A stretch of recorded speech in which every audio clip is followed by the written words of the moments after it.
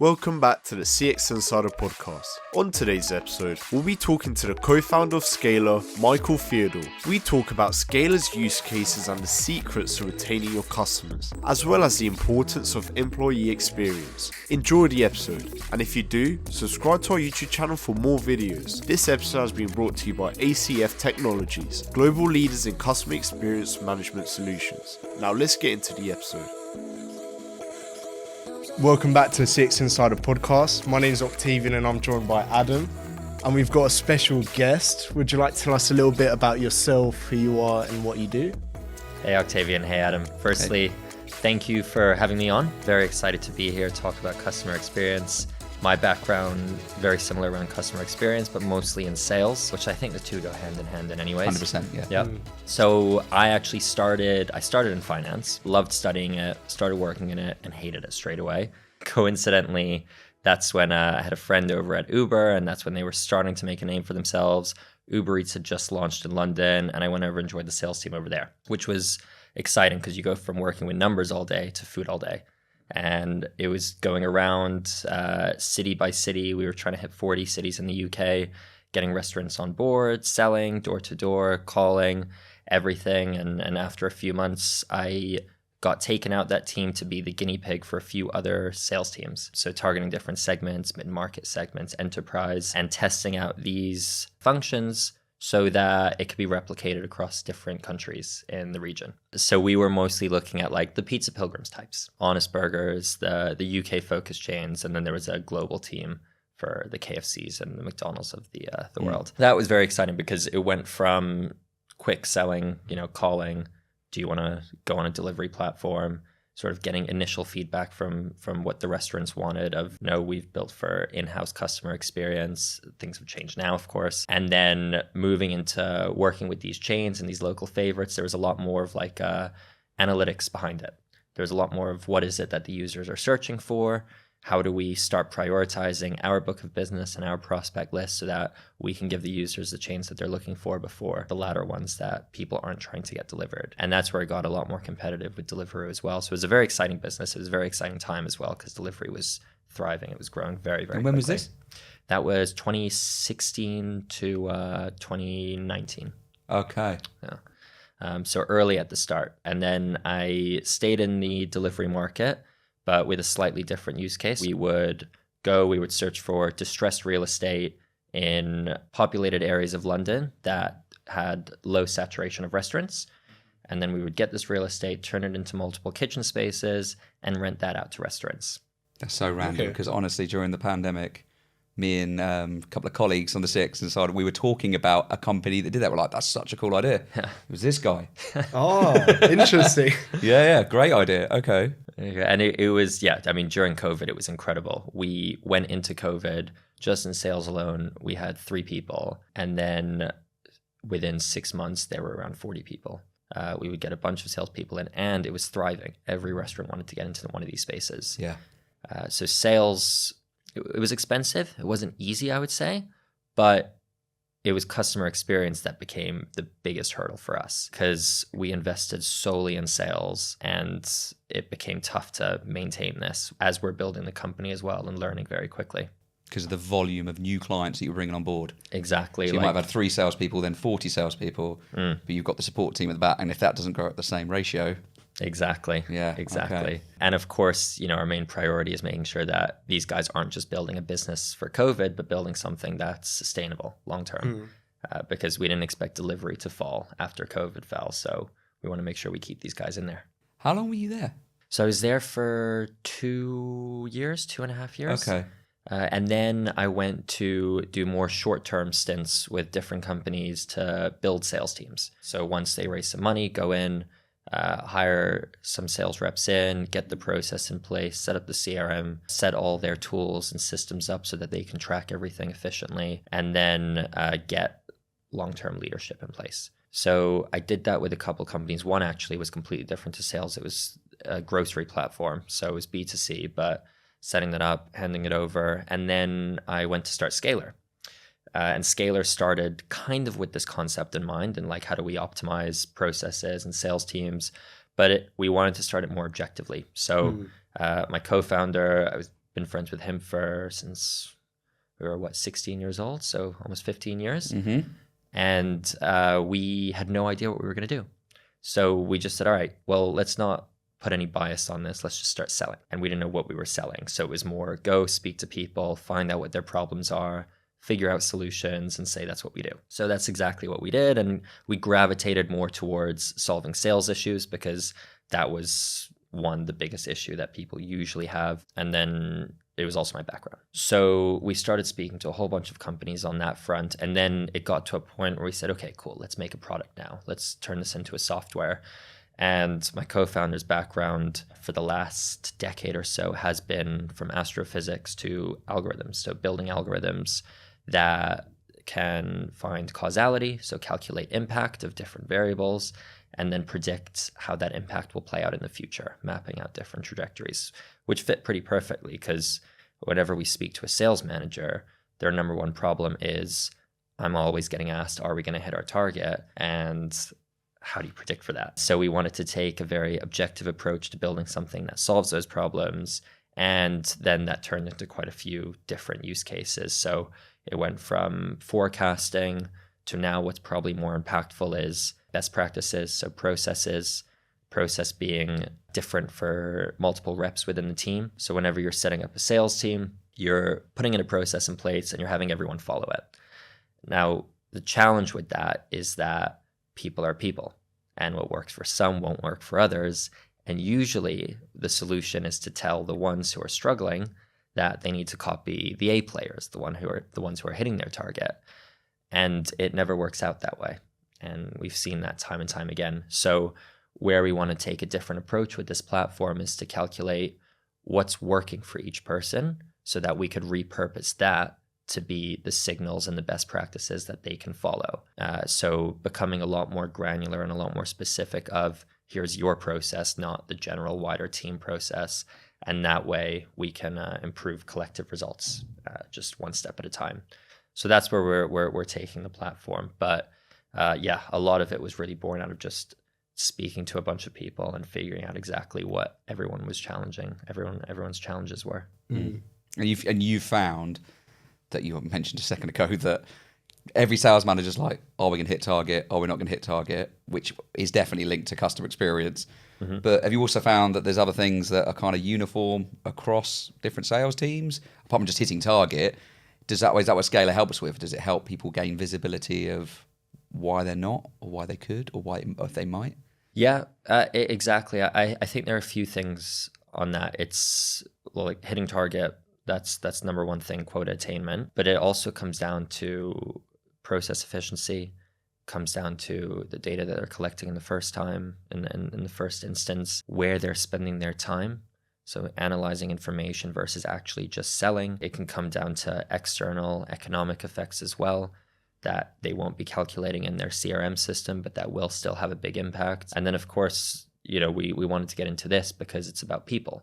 And people are a lot more difficult to analyze than just numbers in a system. Yes, very true. So when you're building for people functions like customer success and sales, it's one, the data's there, but two, what are the decisions they're making? What are the actions they're taking? And what are the behaviors that they're going to embody? And how do you incorporate all of that with external factors to start figuring out what impact is and repurposing that as best practices?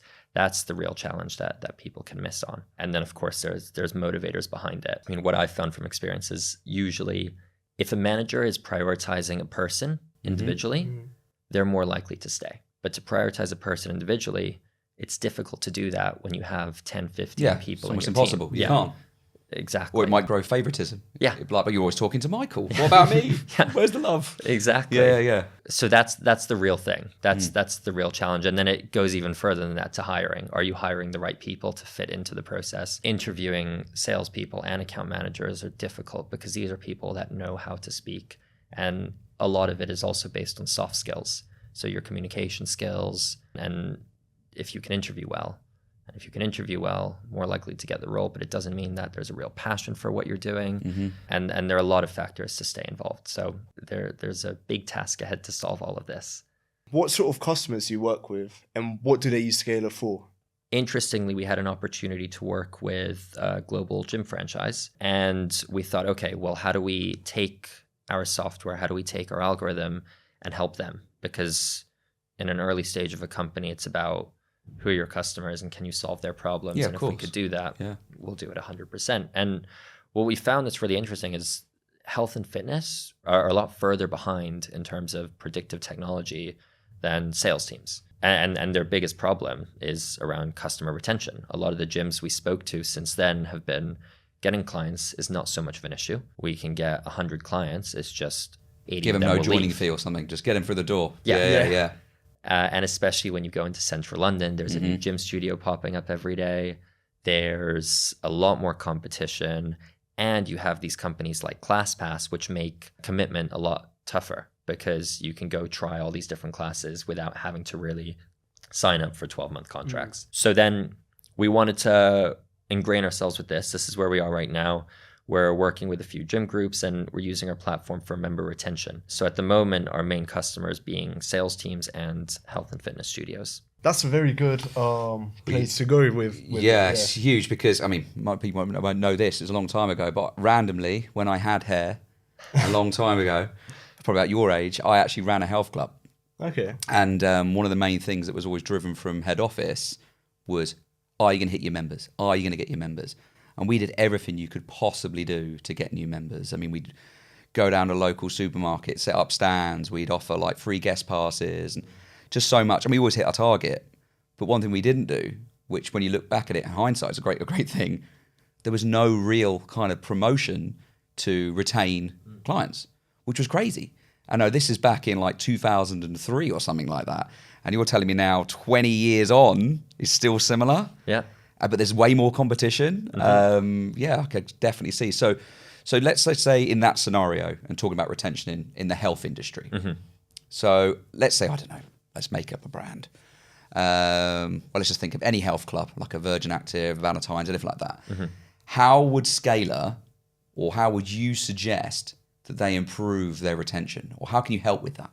What gyms already have are CRM systems. Yeah. So they have options of quite a few good CRM systems where they're tracking all the data. They're tracking customer information, the classes people are doing, the times of classes. And when we're calculating the risky clients, what they really go for now is just activity levels. But behind the activity levels, there are a lot of other factors that are going to impact whether a member stays or goes at the end of each month. It could even be things like their gender, their proximity to the gym itself, types of classes they do, the times of their classes, consistency, all these other variables that are being tracked but not being used in the calculations. What our software does is it takes all these variables. It understands first impact, so the weighting of each one, how each one for each member will impact them staying or going, and then it predicts.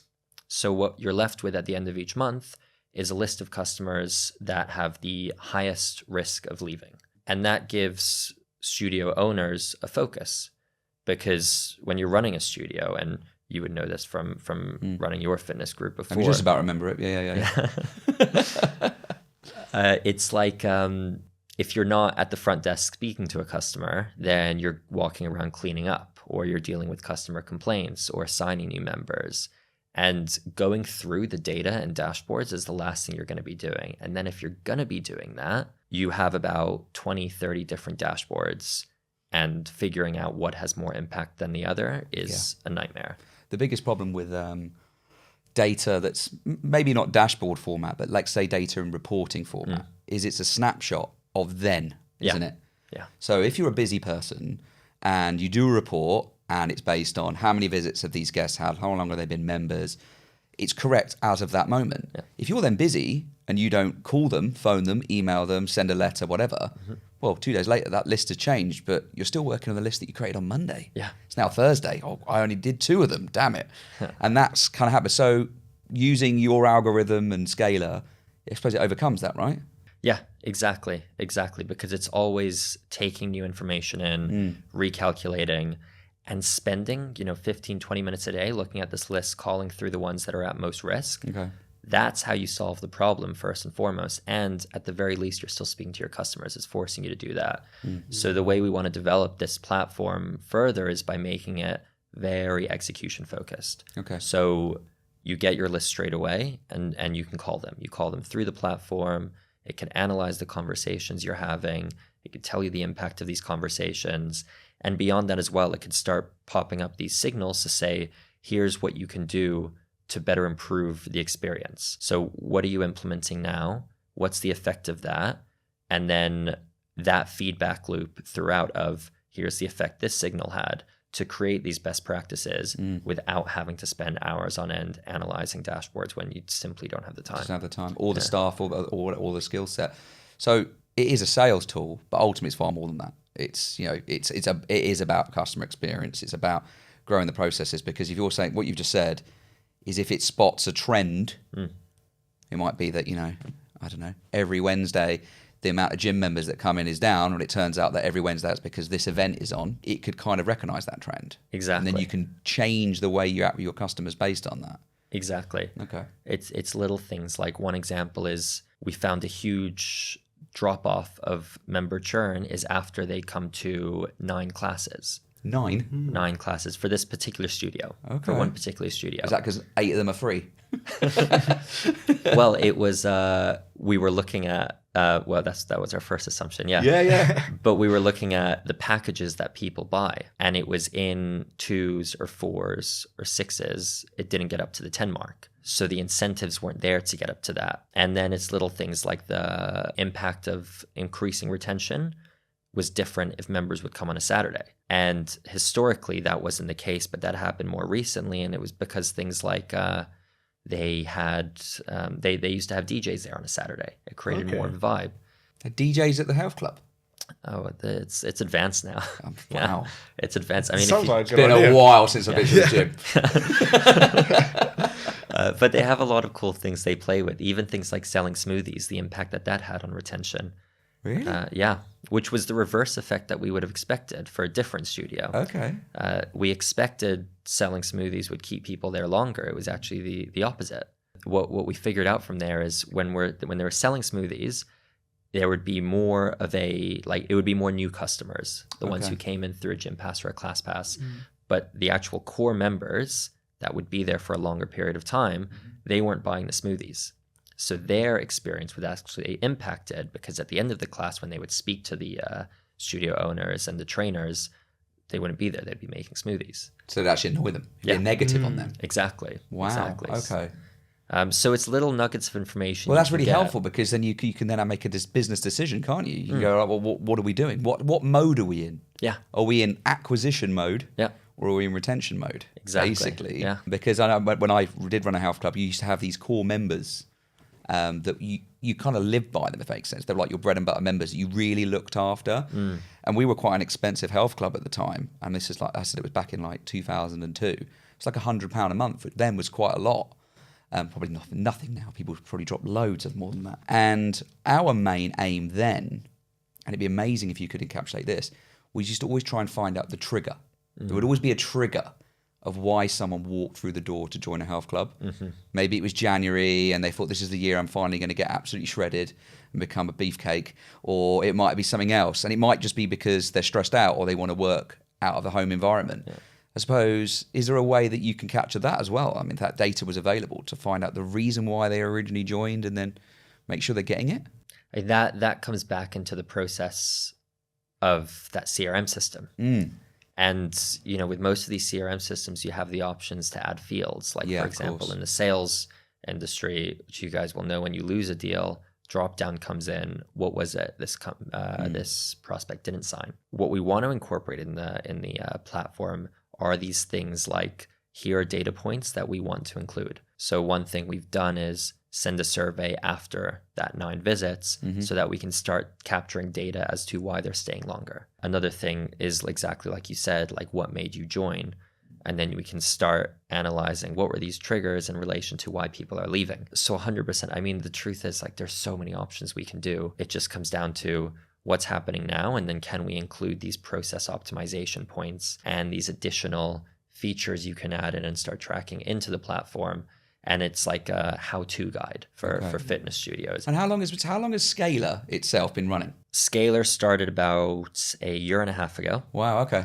And then we started productizing towards the end of the summer. But it's moving pretty quickly. It's moving very quickly, but we're not rushing it. We're definitely trialing, getting the right customers around us, and we're trying to avoid a lot of the mistakes that are commonly made. It sounds to me that obviously you've achieved a lot in a relatively short amount of time, but it also sounds to me, and I love your approach that you're going at it slowly and growing it, that you've got so many other markets that you could easily apply this product into. Yeah. I mean, is there any other industry that you really feel that, like, for example, customer experience, that retention is lacking, that you know for a fact that you could do something with?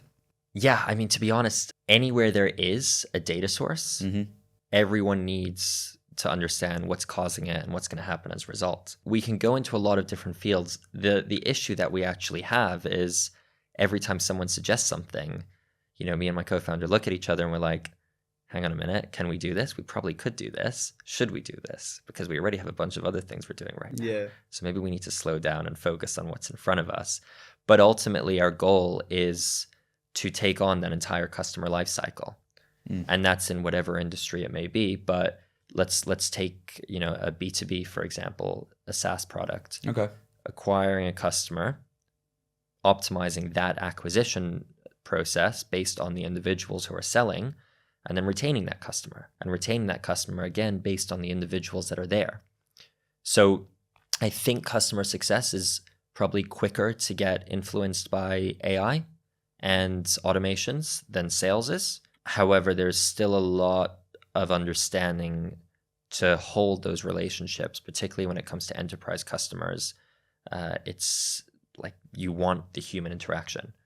So you kind of see Scalr as not a replacement. So AI isn't a replacement necessarily in sales and customer success and retention. It's more of an aid. I think right now, definitely an aid. Okay. I think AI's biggest value add right now is around productivity. Right. So how do I get more with the time I have in front of me? And how do I eliminate the admin? Creating another sales deck can be a lot quicker when you're getting a base layer built by an AI tool. Yeah. 100%. I mean, I'm just to be honest, I don't know if you've tried out ChatGPT or anything, Octavian, but I just find it incredible. Like we did something the other day, we wanted to create an animation and we literally typed in what we wanted. Yeah. And within seconds, it's created this whole thing, all copyright free, like, wow. Yeah.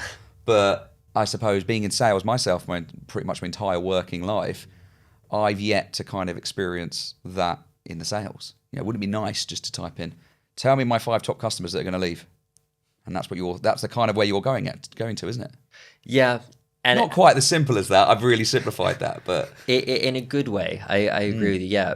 But it's more so of, I mean, in a business sense, in a B2B sense, with these tech products where you've got an account management team, it's a lot more to it than which customers are more likely to leave right now. Yeah, sure. Because I think a lot of it is determined by the account managers they have.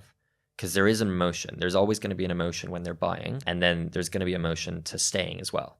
And that emotion is very difficult to be captured by tools. So that feeling still has to be borne about or brought in from the people who are managing the relationships. And then it's about, okay, do I trust this person to solve my problems? And that's really where the value of customer success comes in. It's about providing that support to the user, to the customer. And I think that's across any industry. So that's going to become a lot more difficult to keep if AI was to actually take over the people involved there. But they can be a lot more impactful and they could do a much better job if there were tools that were guiding them in the right direction. Big question, but where do you see Scalr going in the next 10 years, for example? Because you're very early into Scalr right now. So where is it going to go? I think there are a lot of places it can turn into. If you asked me 6 months ago, it would probably be a very different answer than where it is now. But ultimately, I think it's company efficiency. I think company efficiency is, particularly in people-focused departments, right. It's about how do you create something that is personalized, because that's what everybody expects, and not personalized in the sense that just for the end user, just for the buyer, but for the employees as well. I think one of the things we touched on a lot is what's the value that customer retention has to a company. I've seen firsthand working with some companies where retention was low down the priority list and the impact it has on staff. So if you can solve for these problems of making sales easier, more personal, but also personal for the person who's selling, and then on the retention side as well, can the account managers and the customer success department play to their strengths, their individual strengths? That goes a long way in terms of retaining your customers, getting referrals through, and then copying and pasting that methodology into different departments just brings the best out of each employee. And I think that's a huge task, but retaining employees and making the environment better for them is ultimately one of the biggest wins for any company. That's an amazing point, because so many people, we talk about customer experience and user experience, but employee experience is just so important. It's enormous, isn't it? Because if you don't get that right, we spoke downstairs earlier, and you told me a really funny story. You've just recently been away. You might as well tell it. Don't have to say who it was with, which airline, but talk about that. And that's a fine example, isn't it? We just went to Tenerife for the weekend, some friends, and one of the air hostesses, I have never seen someone more miserable to be flying to Tenerife. So we have a chat with her and we're like, "Are you okay?" And she was like, "Am I okay? Well, let me start here. Got on the flight at 6 a.m. You guys are going to go enjoy your holiday, and I have 20 minutes to clean the plane and then flying straight back to London." It has such an impact on the customer. Yeah, of course. I mean, we found it hilarious, but you don't want to be doing that when you're an account manager. No, not at all. You cannot be doing that. No, you can't. But you also need to have, well, first of all, you have to care as the employer. You actually have to care about your staff experience, I suppose. Some organisations maybe don't. Maybe it is just simply, if you don't survive, you don't cut it, go out, we'll get someone else in. But if you do care, you need to try and measure that or capture that to improve it. Because ultimately, if that air steward was smiling and serving you well, then you wouldn't have even asked the question. You'd have fed, be like, "Oh, thank you. Yeah, I'll have another beer." Yeah. You'd have spent more money. But instead, "Oh God, here she is again. She looks even more miserable. I'm not going to talk to her." And it's these little things. Yeah, exactly. Because these little things, like the flight was very delayed, sitting on the flight for ages, not moving. But then because of the wind, like the flight took a lot longer as well. And a reaction like that is so different from a reaction of like, "Yes, but we are getting closer," smiley, just cheery. a little change. And all of a sudden, if you're happy, that puts everybody else in a good mood. It puts them at ease. But if you're agitated, representing the company, there's no way your customers are going to be happy after that. No. And the scary thing is, although that person may have been having a very bad day, and we all have very bad days, you seem the kind of guy that's not going to hold any grudges. But many consumers and customers do. And they may have taken that on board and been like, "Well, I'm not flying with them again." They're miserable. Yeah. And that's it. You've lost that client for life. And as we all know, you have a good experience or a really great experience, you will talk about it. You have a good experience, you won't say anything, you just what you expect. But you had a bad one, you're going to talk to that many more people. You're going to tell everyone. That staff engagement, staff experience is just so important. In a business to business sense as well, it's those personality types that sort of play with each other. Because one of the things we found that's actually a big factor with customer retention is that handover process. When you're selling, you're typically a hunter. You're less nurturing, but you'll be a bit more aggressive. You'll negotiate. You're looking for the best deal to close. And then these two personality types, that not necessarily clashed, but came to an agreement, it's handed over now. So the buyer may still be that same user, the negotiator, but then the account manager now is someone who's more nurturing. And then how do you still maintain a proper relationship and a proper dynamic when all of a sudden things have changed? Which is one of the things that, when we're looking to solve retention, that's a tough challenge to have, because that's, again, a people-focused thing. It's a really common occurrence as well, because generally in software, for example, you will have, as you say, that business development person, the hunter. The moment he or she closes that deal and it's implemented, it goes onto the account manager. Client side very rarely changes. So they've gone from Mr. not aggressive, but like, I'll do that, to the placid person. And they're probably like, well, hang on a minute, what's going on? And I suppose a really important thing as well is that transfer of data from Mr. Hunter to the farmer. We still use that terminology, but the person who's basically looking after them, if that's not transposed properly, then that's also a danger, isn't it? And that's where customer experience can really fall off a cliff. It's like, well, that's not what Adam said. Adam said I was going to get this, this, and that, and it would be delivered by this. And then the other person comes and goes, oh. and I'm pretty sure every account manager in the world would have faced that. Oh, yeah. I'd be surprised if they didn't. Yeah, no, that is a challenge. And if you feel that AI and systems can improve that, then fantastic. Because I think that's a problem that's always been around and will probably be around for the foreseeable. Till maybe Scalr sorts it. Maybe. Perfect. Thank you to everyone for listening. I've been Octavian and I hope you've enjoyed the discussion. Let us know what you think of this episode by carrying on the conversation on LinkedIn at CX Insider Podcast. This episode is brought to you by ACF Technologies, global leaders in customer experience management solutions. Let's get into some quick-fire questions. Are you a night owl or morning person? I've changed. Okay. I used to be a night owl. Yeah. The last couple years, I have definitely become a morning person. It gets to like 11 o'clock and I'm exhausted. You want to go to bed? Yeah, I can't wait to go to bed. Yeah. If I'm out for dinner and it's going too long, I'm like, no, I'm out. Is that because you're working harder, you think? Um, Because you're not old. You only just had your 30th birthday. yeah, I have, but I feel old. Right, okay. No, I think it's just once you start waking up earlier, you can't stay late. You can't stay up late. But yeah, no, I would say back a few years ago, I couldn't get up in the morning. It was tough. Do you think you're more productive in the morning? Now I do, yeah. Okay. Yeah. I get distracted easier at night. Because your friends, they're still night owls and they're like, oh, Michael, what are you doing? Yeah. That's Going to bed. All right, fine, I'll come out. Anything you're watching at the moment that you'd recommend? I've just finished The Gentleman. I want to New see Netflix that. one. It is great. very good. It's so good. Very Is good. it? Yeah. I have not heard anything bad about it. I've heard it's amazing. It's very well done. I mean, Guy Ritchie always does it well. Yeah, he does all right, doesn't he? Yeah, he's done all right. Okay. Another thing on Netflix you should watch is the treble documentary, the Man City treble documentary. I don't think that's allowed on my account. I think it's been blocked. I know you can. The real you'd treble love that. documentary of United I've seen, but Yeah. no, not the Man City one. I don't think I can watch that. That's not... I completely second that. As a United fan, I cannot turn that on. Like, I'm Yeah, not numbered. the City Okay, one I'm not doesn't numbered. count. It's fine. I tell you what is well worth a watch. Have you ever watched Alice in Borderland? no. Did you watch Squid Game? Yes. Did you like Squid Game? Loved it. Imagine Squid Game meeting an apocalyptic program. It was like the #1 TV program in Japan last year. It is dubbed. Yeah. It's the first episode's a bit cheesy, but it's awesome. It gets so good. Season 2 is brilliant. I definitely recommend it. Alice in Borderland. Okay. Does it end on like a cliffhanger? It's not ended. or- It's still another season to go. Oh, okay. But it's definitely worth a Not bad watch. then. Yeah. Very, very cool. Let's get to do a top 10 movie list. Pick me 2 movies that would absolutely definitely be in it. I did rewatch Lord of the Rings. Classic. Yeah, Great brilliant, film. yeah. One of the best. And I would have to also throw in Shutter Island because That's an amazing. Yeah, it is a film. good film. different film, one of those psychological thrillers, but just so well done. He doesn't make a bad movie. No. Scorsese.